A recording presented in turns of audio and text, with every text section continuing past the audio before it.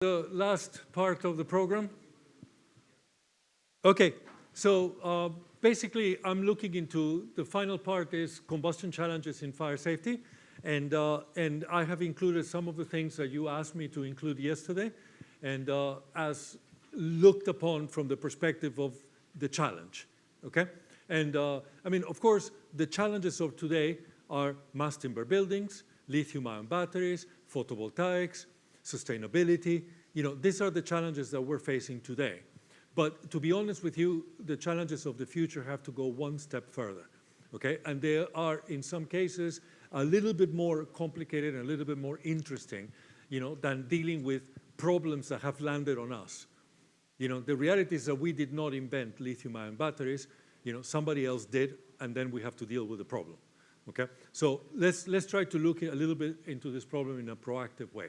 So basically, the first challenge, I think, for fire safety is to be able to use, you know, combustion in the correct way. As you've seen from all the things that I have explained, you know, in many of the things that we do in fire safety, we are misusing combustion principles. You know, as I explained in the case of fire resistance, because unfortunately we had to arrive to the solution to the problem in 1928, you know, where effectively we knew nothing about combustion, okay? But in other cases, I think the problems became so complicated that then we fumbled with solutions to try to come up with something that was somehow physically based, but not necessarily gave us all the information, you know, that we need. Now, one example of using combustion the right way is smoldering. So smoldering, I mean, I'm sure you're all familiar with it. A cigarette smolders, you know, charcoal smolders, all sorts of different materials smolder, and smoldering has been seen in the past, for example, purely as a fire hazard. Why is it a fire hazard? Because it first progresses very slowly, and generally in that very slow progression, it produces a lot of carbon monoxide. And when it produces a lot of carbon monoxide, the tendency is that people will not wake up, and nevertheless they will be inhaling carbon monoxide for a long time, so people tend to never wake up, okay? Now, the radical transition is that if you look at this burning, this is a polyurethane foam, what you're sitting on, okay? And it's smoldering, and from here to here is about 30 centimeters, and it's taken about 1 hour to get to this point, okay? At some point, this smoldering wave that has been preheating and preheating and preheating the foam is going to start transitioning to flaming. So from this frame to this frame, there is 1 second. From this frame to this frame, 1/10 of a second. Okay? And from this frame to this frame, 1/50th of a second. Okay? So because this has been preheated for a very long period of time, the transition to flaming is extraordinarily sudden. Okay? Now, as a result, this is unnoticeable up to this point. You might be already partially intoxicated, and then you wake up when this has already boomed and it's all burning at a very fast pace. So this is the risk, and this is a problem that we've been trying to address for a very long period of time. We've been trying to address the toxicity of cigarette smoke. You know, we've been trying to address all sorts of fire safety problems in smoldering, but we've never recognized the actual combustion value of smoldering. Now, among the many problems that we've been dealing with, this is the town of Centralia in Pennsylvania. And this is a coal mine that has been burning for about 1.5 centuries. And it's completely destroyed the town, completely displaced everybody, but not only that, produced massive amounts of greenhouse gases on a yearly basis, and basically nobody does anything about it because it is burning. And there is no way to get rid of that burning, okay? So large quantities of combustion products. In a good year, it will be about 40% of the total greenhouse emissions in the world, what you get out of these coal mines. And in a very, very bad year, when you have a massive forest fire, a massive peat fire, then of course represents a slower fraction of it. 2 to 5% of all abandoned coal mines in the world lead to smoldering fires. It's very difficult to extinguish. The oldest subsurface fire that has been burning is estimated about 6,000 years of non-stop burning, and that's Burning Mountain in Australia. You can contaminate underground water, large amounts of mercury being transported, lead, it leads to forest fires and destruction of the ecosystem, subsidence of the ground, and complete social disruption. So these are the problems that we've been dealing with, and the question really is, why can we not suppress smoldering fires? Why is it so difficult? Huh? Yeah, potentially the scale is a problem, but even if they're small, it's extraordinarily difficult to suppress. Yeah.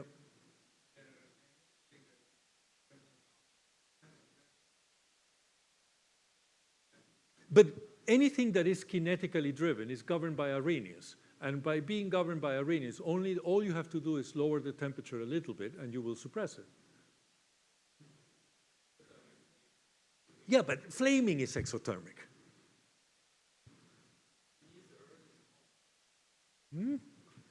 Yes, although a lot of these are very shallow. So think about it. Here's a flame, okay? Let's talk about the efficiency of a flame, okay? So you have your flame length, and you have your heat release rate, and your heat release rate will be the heat of combustion times a characteristic volume times the density times a reaction rate. You know, and that reaction rate is governed by Arrhenius, so you can actually find some sort of chemical time. Is that okay? So that's the rate at which you release energy, okay? Now, let's look at how you lose energy. So what is the characteristic timescale of radiation? Yeah, because it's governed by what? Yeah, so it's the speed of light, no? So in essence, if you look at radiation, you take your characteristic length scale, you divide it by the speed of light, and you get a tiny little number. In other words, as you're releasing heat, you're losing it extraordinarily fast, okay? And the usable heat, which is the one that you're carrying through convection, so if you have your stove, for example, and you want to heat your pot, you're carrying through convection heat to the pot. Now, this is governed by buoyant velocities, so the characteristic timescale is the flame length divided by gravity, more or less, square root of that. And this is very slow. So what is the problem with flaming combustion is an incompatibility of timescales. So inevitably, flaming combustion is inefficient because you're losing heat through radiation at a very fast pace, okay? And basically, you are using heat, you know, through convection at a very, very, very low pace or slow pace. Is that okay? Now let's think of smoldering. So smoldering has a particularity that occurs in porous media. So heat release rate is not governed by kinetics, it's governed by diffusion. So the difference between smoldering and flaming is that in flaming you're providing sufficient heat that you are gasifying the fuel and it burns in the gas phase. In smoldering, diffusion, because it's happening at the pore scale, is faster than gasification, so the oxidation occurs in the solid phase, and as a result is governed by diffusion of oxygen into the solid phase. So it's purely a diffusive problem, and it's not governed by chemical kinetics. The chemical kinetics are too fast. You know, the pace, the bottleneck is how much oxygen can get diffused into the surface, and that's what controls the characteristic timescale.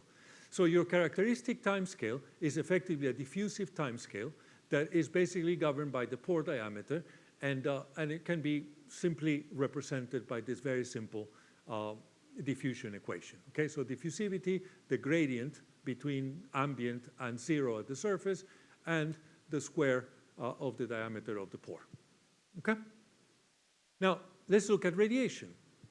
Sorry, convection. Convection is going to be dominated by Darcy's law, and Darcy's law, again, is a diffusive process that is dominated by a characteristic diameter, pore diameter, and I can basically establish it more or less as this. And radiation, it gets trapped in the pores, and therefore it can be approximated by the Roslin approximation as a diffusion term. So effectively, radiation is actually controlled by diffusion, and therefore the characteristic timescale for both conduction and radiation is a diffusive process, and therefore, again, controlled by the square of the diameter divided by the thermal diffusivity. So why is smoldering so difficult to quench? Because the characteristic timescales are the same, and therefore is extraordinarily efficient, is extraordinarily slow, but extraordinarily efficient. So now that I understand smoldering, how would you use it in a productive way? How can you use this information to actually, for the benefit of society, not to take care of fires? Slow, but extraordinarily efficient. Yeah, but what are you going to be heating? Anything that doesn't require a fast throughput, no? And that requires a very high efficiency. Give me an example of a process where having a high efficiency but low throughput is absolutely essential.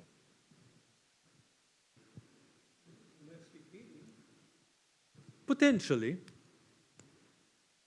Something better, where you're actually limited, that you will not be able to do it with flaming that has a lot less efficient combustion. That requires too much throughput. When the throughput doesn't matter. Use your imaginations.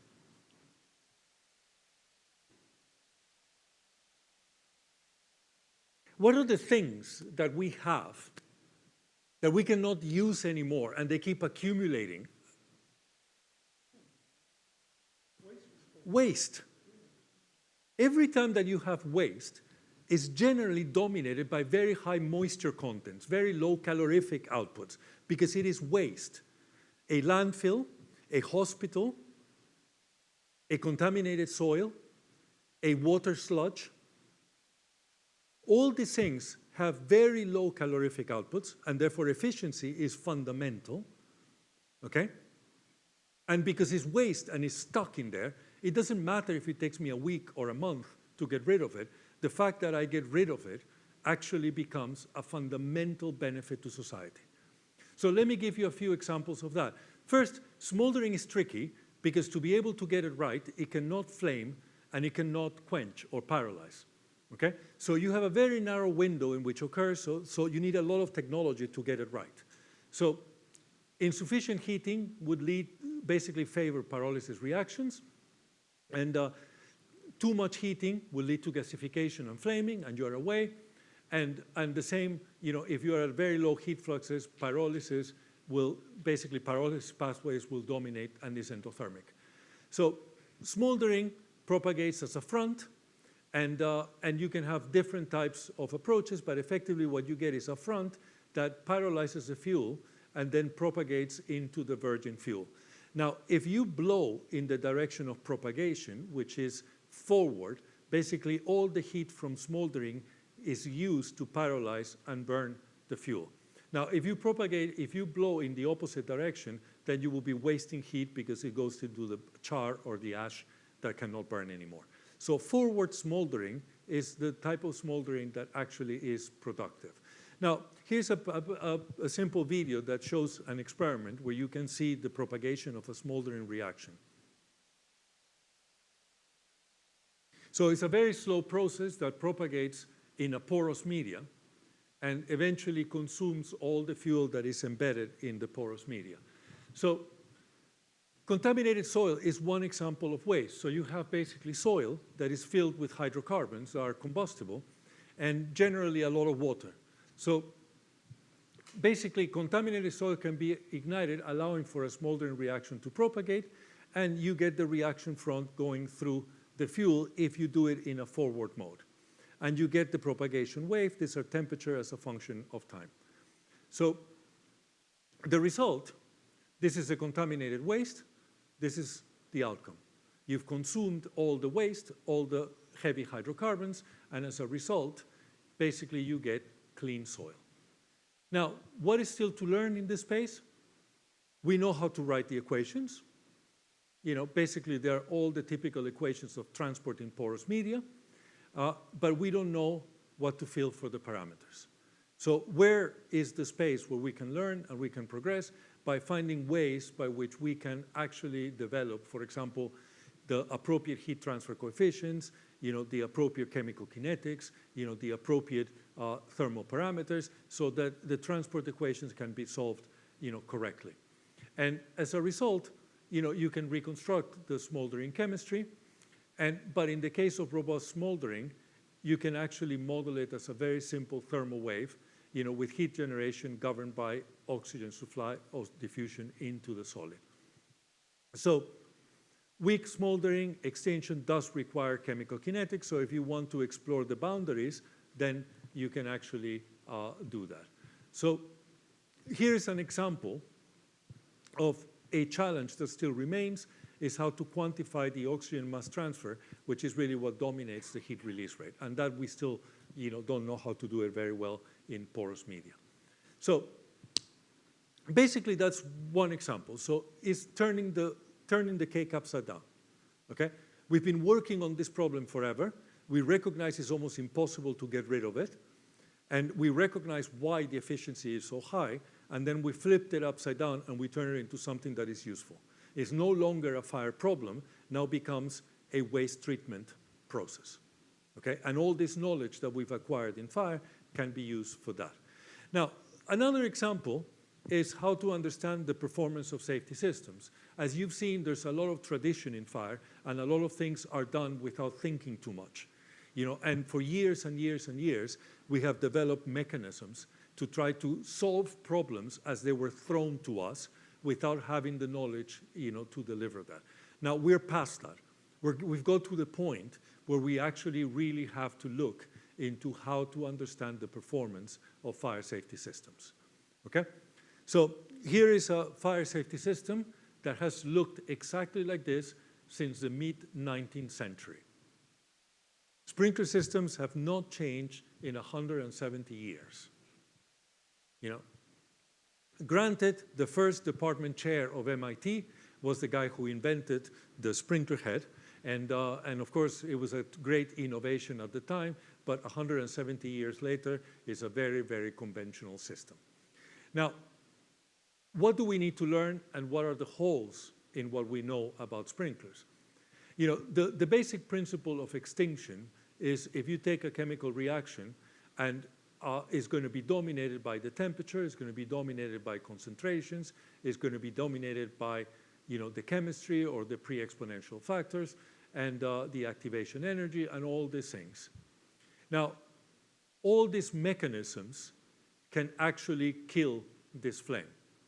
And the real question is what water does to a flame, particularly when you throw it with very, very big droplets. Okay? So if this is my chemical reaction and I want to suppress it, what do you think a sprinkler does? Which of this is going to affect? Is a sprinkler going to affect the chemistry?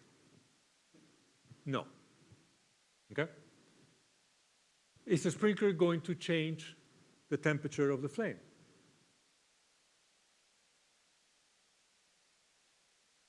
Potentially, no? But is it? How does a sprinkler get rid of a flame?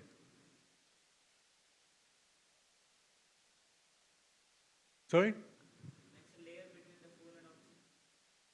Okay. So basically, it is a wetting agent. That's what you're saying. That it wets the solid? It doesn't affect the flame then?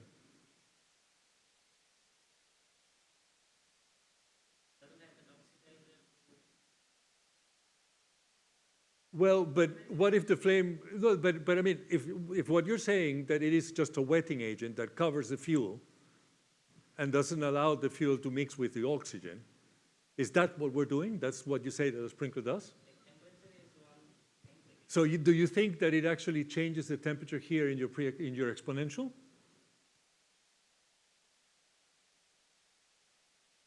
So let's think about it in a little bit better way. Now, sprinklers are very simple systems, okay? But they do not they're not suppression systems. They actually are just simply wetting agents. And that's why we throw so much water. Now, water mist systems need a much, much smaller discharge, orders of magnitude less than the sprinkler, because actually the water mist systems have droplets that are so small that they do interact with the flame. Now, I only have to do a very simple calculation. So if I take surface to volume ratio, okay, basically what I can show that if you have a droplet of 1 millimeter, the evaporation time is 75 seconds, while the time to land on the floor is only 1 second. So if I just simply do a displacement, very, very, very simple displacement, a droplet that starts at the ceiling and comes down to the floor, you know, by means of gravity, it will take about 1 second. While the reality is that to evaporate a sprinkler droplet, it requires 75 seconds. So in essence, there is really no heat transfer from the droplet, from the flame to the droplet. The droplet just lands on the floor. So the only purpose of sprinklers is to wet surfaces so that the fire has to evaporate the water before it can attack the fuel. Okay? So it prevents the fire from growing. Well, if you have a water mist system and you have 0.01 millimeter droplets, the evaporation time is very consistent with the displacement time. And of course, then what you get is the droplet evaporated, increases its volume by 1,000, so it displaces the oxygen, which results in basically reducing the oxygen concentration. It also takes the latent heat of evaporation, so it lowers the temperature of the flame. So the water mists are suppression agents, while the sprinkler systems are just wetting agents, okay? So in essence, that's what it is. Now, we did this, you know, we look at this, and what does the sprinkler do? It's going to reduce the flame spread velocity, because you have to evaporate the water before you can, you know, work with the fuel, and it's going to reduce the burning rate, because before you evaporate fuel, you have to evaporate the water that goes into the pyrolyzed surface. Is that okay? So in essence, it's just a wetting agent. So in the case of a sprinkler, what a sprinkler does, if you have a fire and it starts growing and it activates, it very rapidly reduces the growth rate and controls the fire so that the fire stops spreading. But if you wait too long and you allow the fire to grow too much, then the enthalpy, sorry, the latent heat of evaporation of the water is not sufficient to compensate for the big heat release rate of the fire, and then the fire continues to grow, and eventually it goes to flashover, and that means the sprinkler doesn't work, okay? Now, in parallel, if I start reducing the amount of water, I can control less and less big fires. So even if I activate at the same time, then the less water I have, the less capacity I have to control a fire. Is that okay? So because it's a wetting agent, I have to, it's a balance between how much heat I'm producing and how big of a heat sink do I have. So if I reduce the heat sink, okay, then I overwhelm, you know, the water. And if I wait for the fire to get too big, then the heat sink that I have is not sufficient, okay? It's very straightforward, okay? Now, so can a sprinkler be activated too early? Yes, of course, because we have a hydraulic system. So if too many heads open, then what happens with the pressure of the water system? Plummets, no? And then the sprinklers are not producing water. So in essence, how many heads of sprinklers do you think we are designing for? So our water supply system, in principle, is supposed to have, to service how many heads? Do you have any idea? 4. Okay, why? Because if the fire is here, I only want to wet around the fire. So if I activate more heads than 4, then the pressure is going to drop, and your flow rates drop, and your sprinkler becomes less and less and less efficient. Okay? So in essence, it's a fragile system, and it can be activated too fast, so the activation time is critical, and the amount of water that you put there is critical. So where is the problem with all this? So if I have a water supply given by the mains, okay, insurance companies like FM Global have done tests like this, that basically have tested sprinkler heads, and they show the boundary between control and no control. Here you have the heat release rate. Here you have the water supply. And for a certain water supply, this is the fire I can control. Anything bigger than that, I cannot control it. So I can control 700 kilowatts.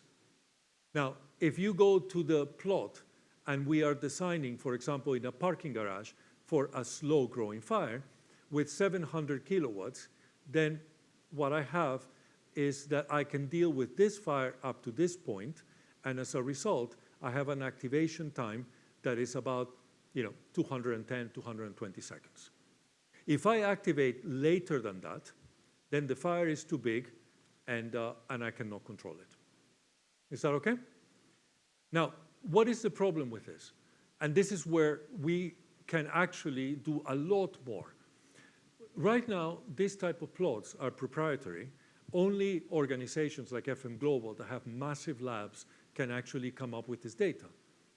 So if anybody wants to design a more efficient sprinkler system, if anybody wants to modify, for example, how the droplets are distributed, anything, you design the sprinkler system, you produce it, and then you have to test it.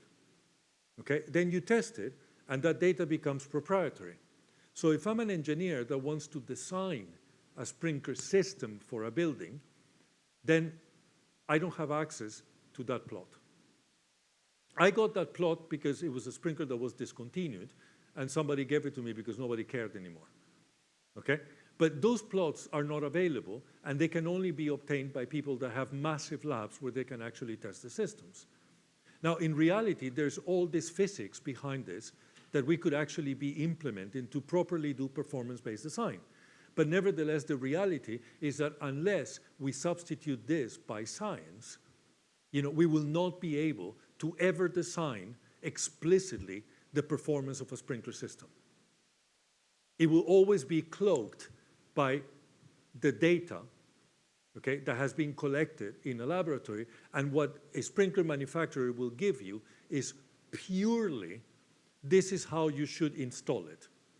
You should use this type of head, you should do this, you should do that, you should do the other, the separation should be given by that, but they never allow you to be able to establish the performance. What the reality is that these systems could be massively optimized.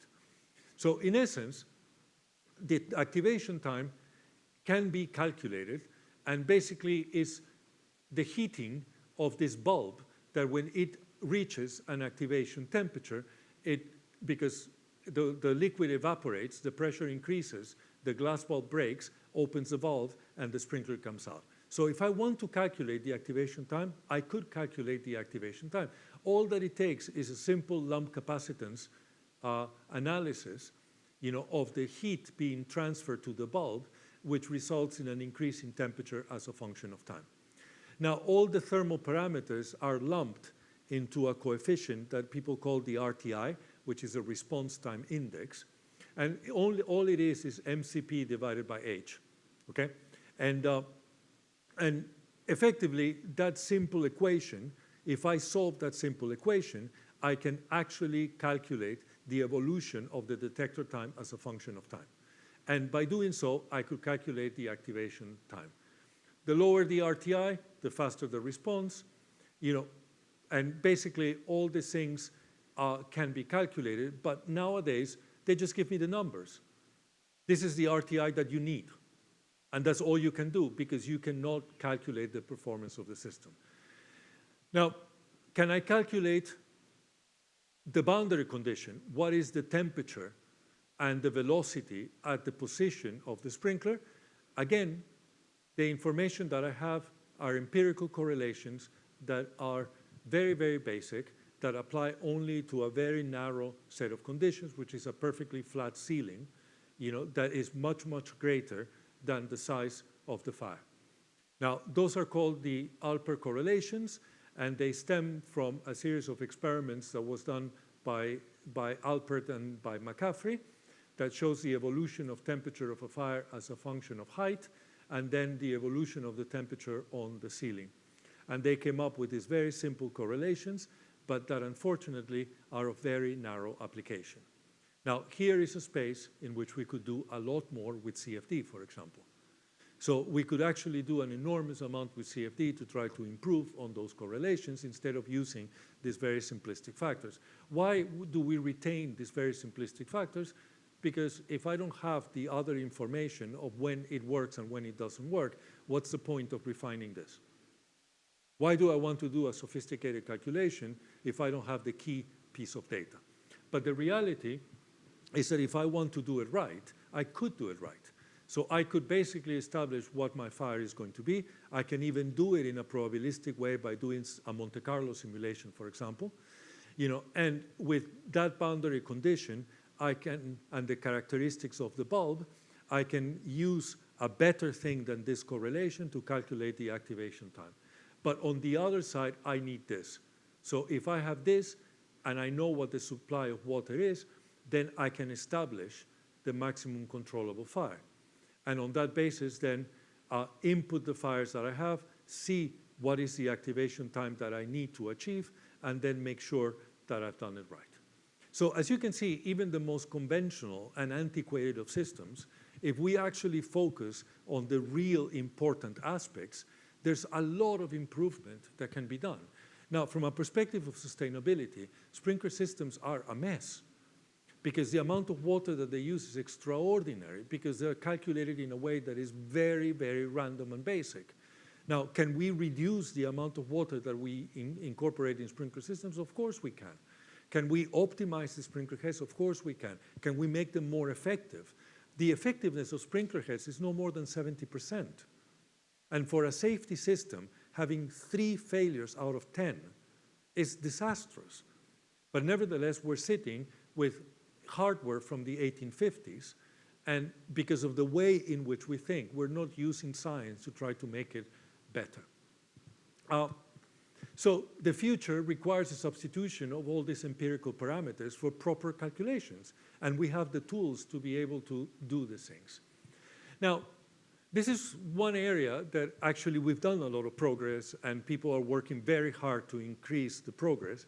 But nevertheless, I think we still need to recognize, what are the real limitations. As we talked yesterday, if we go full-blown and brute force, AI plus CFD and all the equations of transport, we enter the space of a completely intractable problem. So we need to do it in a smart way. And in this case, these are complex problems, and these problems require detailed solutions.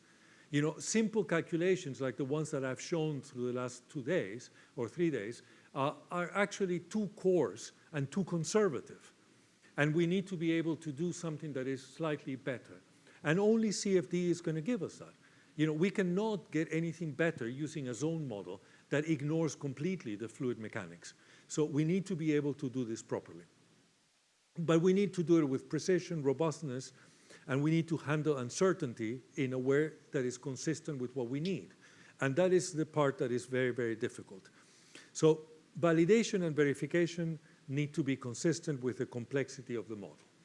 And that's where the key is. So what's the complexity that we're dealing with is the coupling. The problem with fires is that fires start with fuel degradation, and the fuel degradation feeds the gas phase chemistry. The gas phase chemistry produces soot, and the soot leads to radiative losses. The radiative losses affects the flame temperature, and the flame temperature affects the heat transfer. Jesus Christ. This setup doesn't like me. This has been happening endlessly.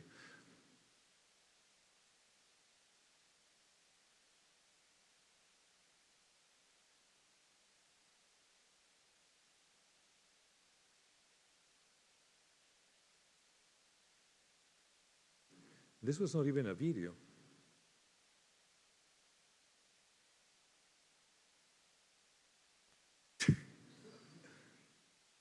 Okay, let's move past that slide.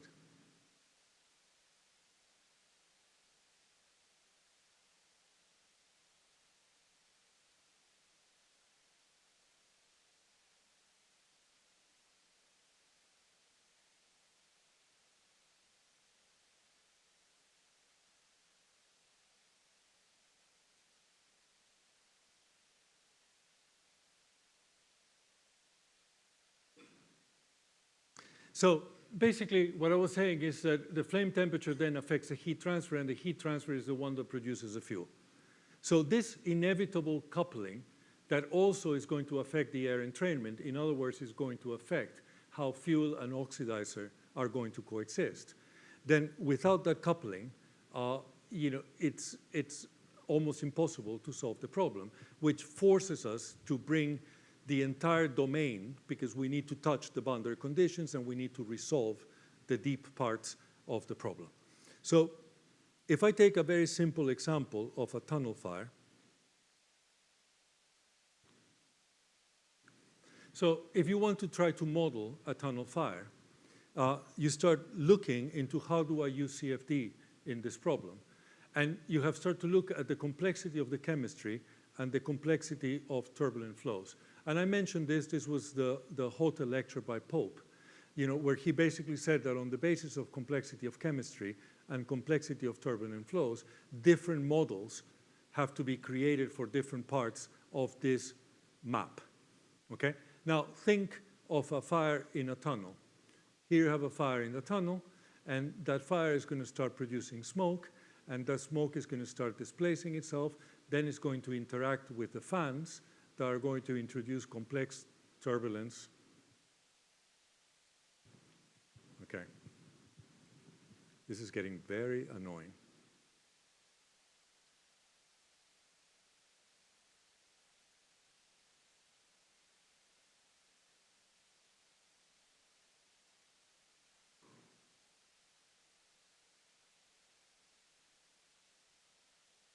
Okay, apologies, but I'm going to do this without putting it into.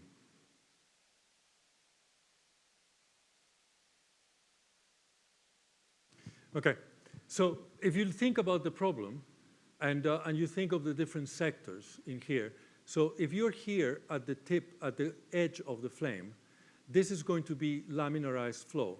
So basically, the complexity of your turbulent flow is going to be very limited, but you're going to have exceptionally complex chemistry that is occurring at the base of the flame. Now, if you go to 2, then you're getting to the tip of the flame, and now you're going to get both, because now it's going to be turbulent, and also you still have a lot of chemistry happening in there, and even worse, because now the concentrations of unburned hydrocarbons are very high, so your chemistry is complicated by the fact that you have uncertainty on what is going to be the fuel and oxygen concentration that is being delivered to the flame. If you go to 3, now the chemistry has more or less ceased, but now you have incredibly complicated flow that is associated to the fans, so you're down here. And I can go through one by one, and effectively you can go from all the way to 5 and 6, where you have absolutely no chemistry, and now this can be treated by Bernoulli, and effectively you don't have any complexity to the flow. And a network model that uses Bernoulli at this end and at this end will be sufficient. On the other hand, if you want to resolve the friction at the walls, that in a tunnel is extremely important because of its longitudinal nature, okay, then you have to resolve the boundary layer. And the boundary layer is going to be tiny compared to the characteristic length scale of the tunnel. So what is going to be your mesh size?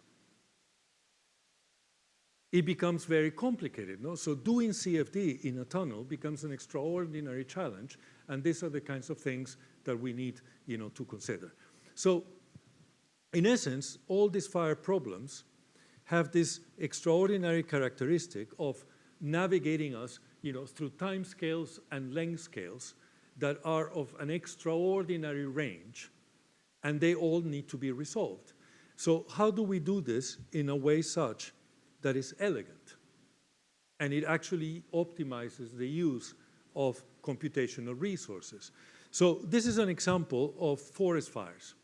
So in the case of forest fires, Morvan and Portieri showed that there's 3 phenomena that you could actually split: the velocity of the burnout front, the velocity of spread, and actually the combustion region, that is the one that you need to model using CFD.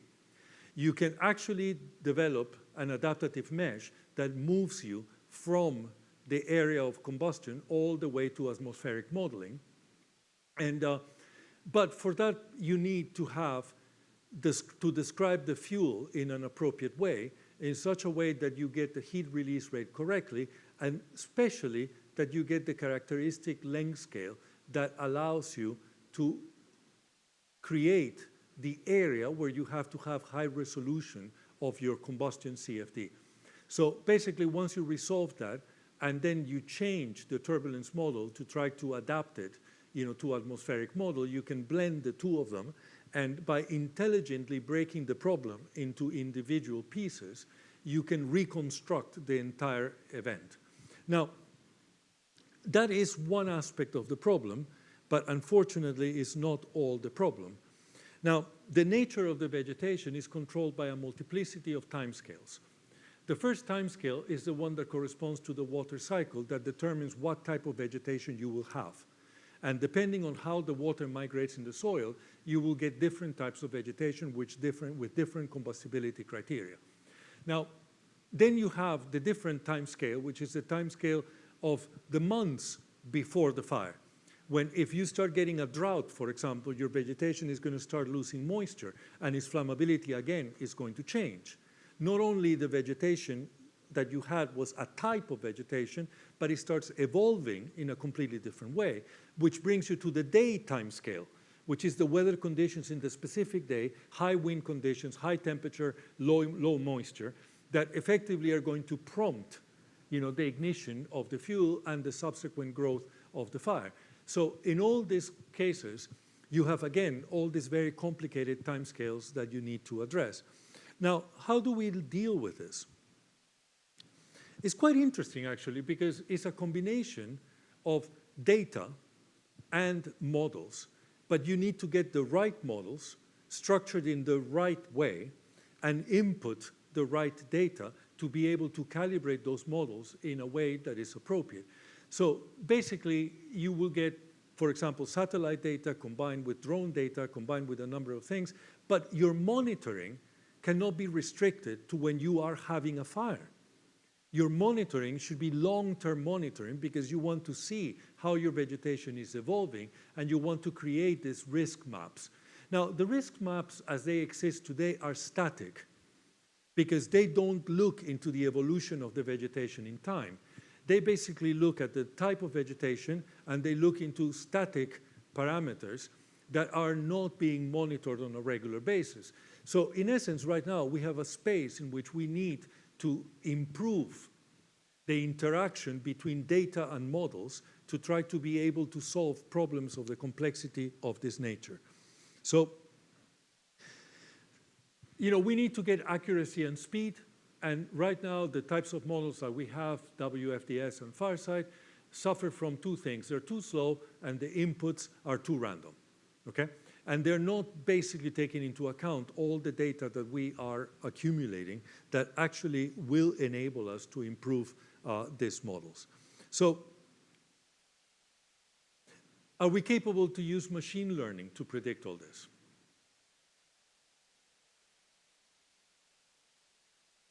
How far are we from that? What are the variables that actually hamper our possibility of using machine learning? So if you think about it, this is a problem that you're dealing with. So you're dealing with a problem of low quantity and quality of data. We have very few measurements, large uncertainty, and these events tend to be quite unique in nature because it's a combination of the physical phenomena with the topography and the weather. So the probability of having two identical forest fires is 0, okay? So the problem is completely nonlinear and is full of bifurcations. What do I mean by bifurcation? Ignition, extinction, that's a bifurcation, okay? So we have it everywhere. So we're full of bifurcations, discontinuities, and it's completely nonlinear. We have phenomena that are occurring in parallel, but they're completely uncoupled. So, for example, you have a tree that falls because of the wind. You have a firebrand that is carried because of an atmospheric model, okay, and an atmospheric flow. And those phenomena are completely uncoupled from the actual phenomena of the fire. But on the other hand, in parallel, you have coupled phenomena because the fire is so big that it creates its own microclimate. So it actually affects the atmospheric conditions. So in essence, you have coupling and uncoupling with the same phenomena, and you have to be able to differentiate between the two. You have sensitivity and variability. You have some problems that are of very low sensitivity. For example, the relationship between wind and radiative fraction. Because forest fires are already quite diluted. If I increase the wind, I am not going to change the optical thickness of the flame.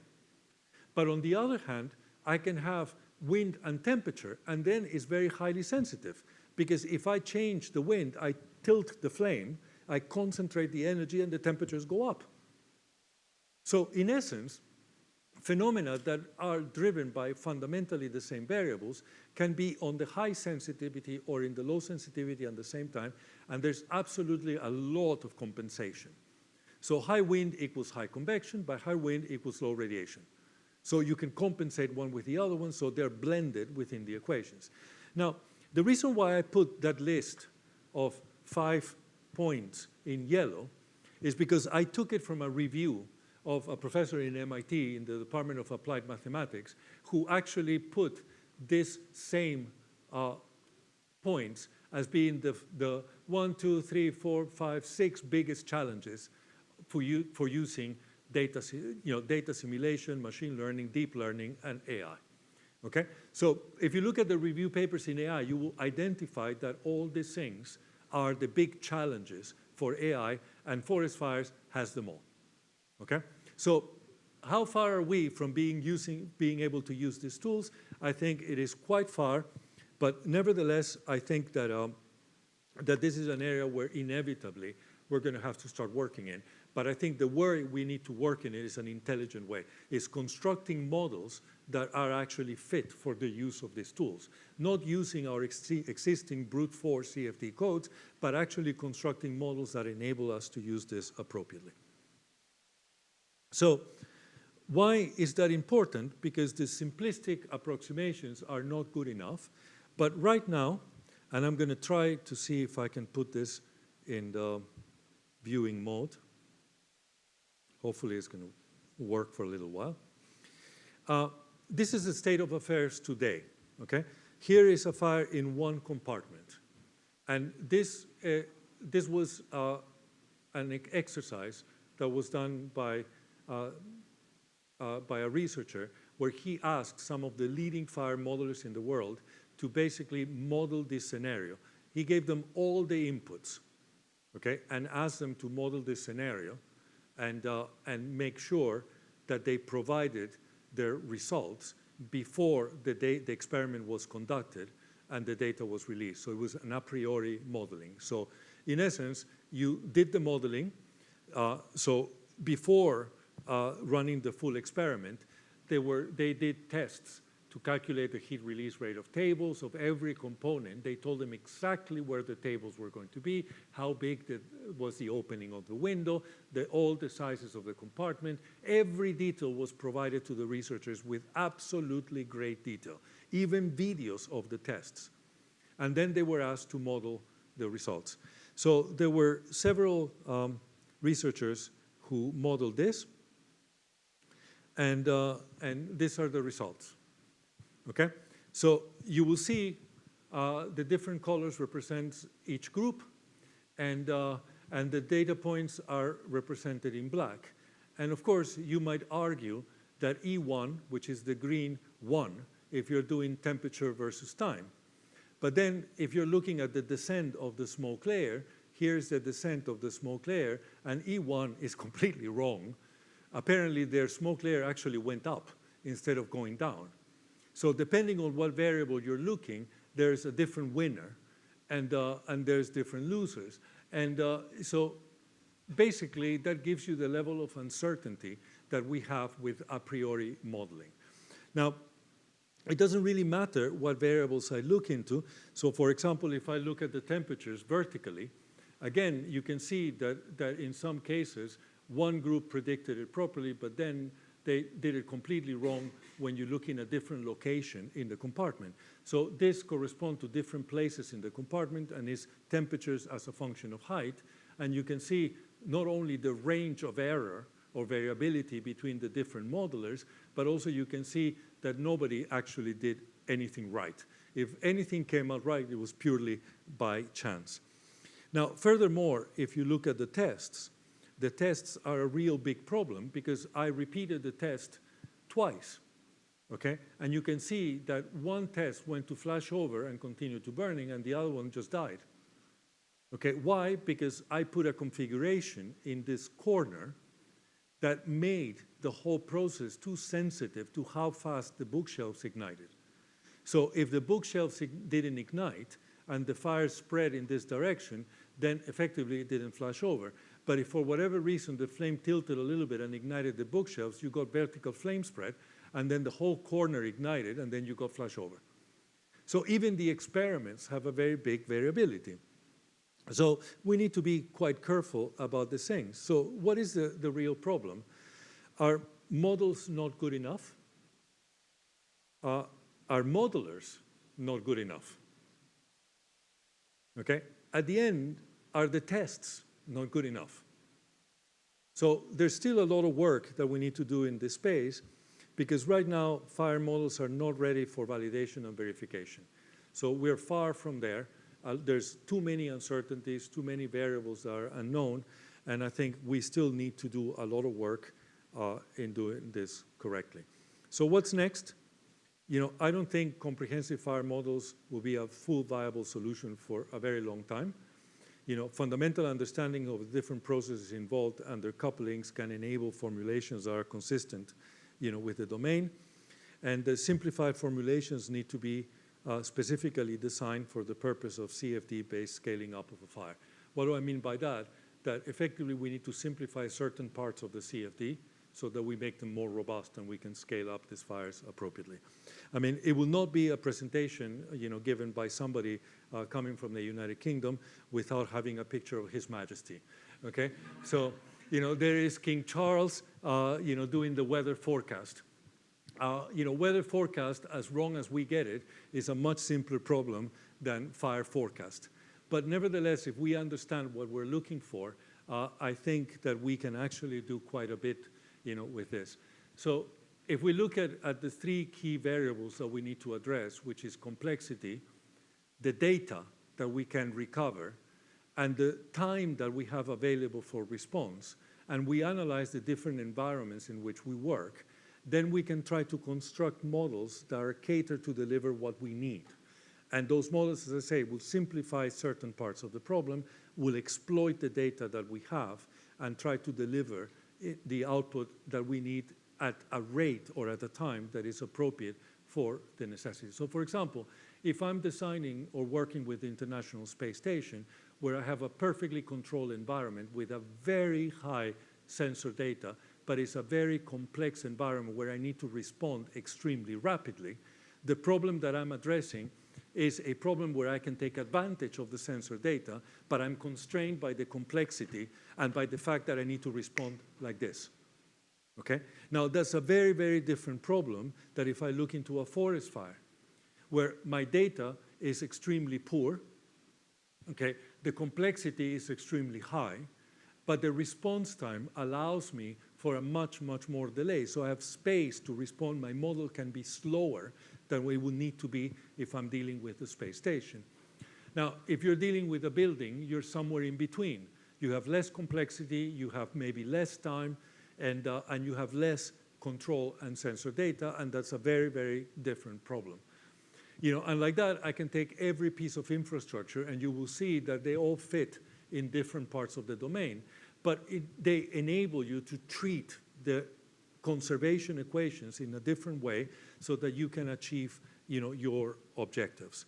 So to finalize, and I started with this at the beginning, to be able to be a fire scientist, you have to be pretty competent. It's a very, very broad domain of very, very high responsibility and of extraordinary complexity. And if we don't behave in a competent manner, you know, we are going to affect the lives of people in a very negative way. As I told you at the beginning, a lot of combustion people move into fire professions. And they move into fire professions because, as I say, they're quite lucrative professions. And nevertheless, if you ever consider the possibility of doing fire safety as a profession, please make sure that you understand the breadth of the problem. The reality is that, you know, competency is a very long life process. You know, we decide what competency is and we deem professionals competent. So we need to really understand that before, you know, we get into this space. You know, we have a tendency to make the problems too simple and trivialize them, and I hope you have seen in the examples that I give you what the risks are of doing so in an indiscriminate manner. You know, the more we trivialize the problem in an unwarranted manner, the more we enable the incompetent to decide who is competent. And I think that's something that we need to be careful with. You know, and at the end, you know, we will carry the burden of failure. So, you know, we need a pipeline, and that pipeline not only implies the university and the knowledge that you acquire, you know, in your studies, but then it becomes continuous learning process as you progress professionally until eventually, hopefully, you know, you will acquire the stature that will make you a leader in the field, and eventually, you know, you will be the one you know, giving the wisdom, you know, to those coming, you know, after you. So at the end, it is about competency, and these are the kinds of things that you know, are define, you know, what competency is. Now, but at the end, a competent person only exists when you see it. So let me finish by telling you an anecdote. So that individual there, his name is Bill Baker. So Bill Baker is a member of the National Academy of Engineering. He was the structural engineer who designed the Burj Khalifa, and he's the lead structural engineer for Skidmore, Owens & Merrill, which is one of the biggest structural engineering architectural companies in the world designing tall buildings. So we invited Bill Baker to give a lecture and talk about the design of the Burj Khalifa. And he explained how when they started the design, it was before 9/11, and the sheikhs wanted the tallest building in the world by far. So they went with the idea of designing that, but then 9/11 happened, and then the sheikhs got a little bit scared, and they told him, bring it down to 500 meters. We don't want to be the tallest building in the world anymore. And so, but then as they progressed with the design, they had put the foundations in place, and they were beginning the building was beginning to come out of the ground. He was told that now they have enough confidence, so please now make it back the biggest building in the world. And now it went from 500 and something meters to 876 meters, which is the current height of the Burj Khalifa, which implies the fact that they had to completely redesign everything and did all sorts of extraordinary things, many of them high-level science, a lot of wind tunnel modeling, so many different things. And he explained all this with great confidence and said at the end he was very, very proud of the design and blah, blah, blah. So he finished his presentation with a big smile, and as it happens, a student puts her hand up, and she says, I don't get it. You know, you just described a completely disastrous design process. You know, you've exceeded every bound of anything that had ever been done before. Nevertheless, you're talking with extraordinary confidence about this. How can you talk about this with such confidence? So he grinned and he said, well, you know, when we wrote the contract, you know, I told them, the clients, that I required a peer review. And for that peer review, I was going to get Irving Cantor, Charlie Thornton, and Ron Klemenchik. Between Bill Baker and those other three, they have designed probably every super tall building in the world. Okay? And he said, and we entered a dialogue. I showed them my design. They criticized them. I showed them another one. They criticized it. And it got to a point where they started criticizing me because they say I was too conservative. And he said, at that point, I knew I had it right. Okay? So with that, this is to me the definition of competency. And I hope that you've got a little bit of a sense of the complexity of fire safety and everything that it takes to actually be competent in this domain. And I do wish you the best, and I hope that some of you will decide that fire safety is for you, because we are in desperate need of people like yourselves. Thank you very much.